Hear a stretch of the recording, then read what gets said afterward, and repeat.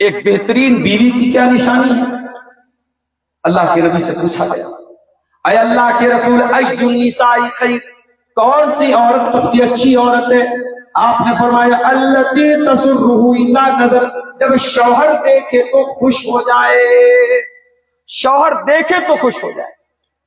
माफ करना मेरी माए बहनें अगर मौजूद हैं, बड़े अदब के साथ एक बात कहना चाहता हूं, तुम्हारे मेकअप का, तुम्हारे सजने संवरने का, तुम्हारे जेवरात का, तुम्हारे बदन की खूबसूरती का सबसे पहला हक अगर किसी का है तो तुम्हारा शौहर।